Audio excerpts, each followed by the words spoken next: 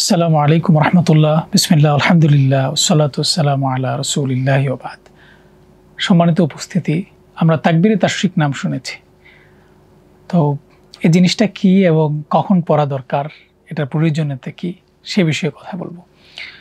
প্রথম কথা হচ্ছে, তাকবীরে তাশরিক হচ্ছে ৯ জিলহজ ফজর থেকে, ফজর নামাজ থেকে ১৩ জিলহজ আসর নামাজ পর্যন্ত মোট ২৩ ওয়াক্ত নামাজে শেষে নির্দিষ্ট কতগুলো আল্লাহর জিকির, এগুলো করাটাই হচ্ছে তাকবীরে তাশরিক।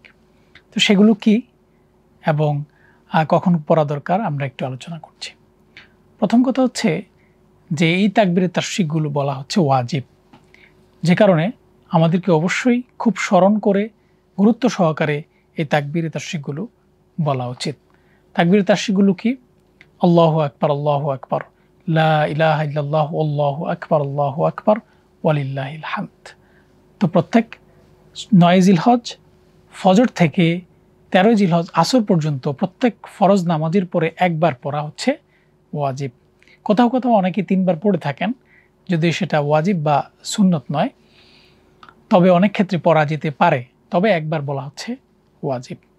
তো এই তাকবীরে তাশরিকের ক্ষেত্রে আমরা যদি স্মরণ করে না পড়ি, তাহলে অবশ্যই আমরা গুনাহগার হয়ে যাব। এজন্য স্মরণ করে এবং গুরুত্ব সহকারে এটা পড়া দরকার। আমরা রাসূল সাল্লাল্লাহু আলাইহি সাল্লামের সাহাবীদের জীবনীতে এগুলো পাই যে তারা খুব বেশি আল্লাহর যেই তাকবীর বলতেন। এবং আমরা জানি যে এই হজের কার্যক্রমের সময়গুলোতে তাকবীর পড়া হয়। সব কিছু মিলিয়ে এই আমাদের যারা আমরা এখানে আছি, আমরা এই তাকবীরে তাশরিকগুলো বলার চেষ্টা করব ইনশাআল্লাহ। আল্লাহ সুবহানাহু ওয়া তাআলা আমাদেরকে তৌফিক দান করুন। আমিন ওয়া আখির দাওয়ানা আলহামদুলিল্লাহি রাব্বিল আলামিন। আসসালামু আলাইকুম ওয়া রাহমাতুল্লাহি ওয়া বারাকাতুহু।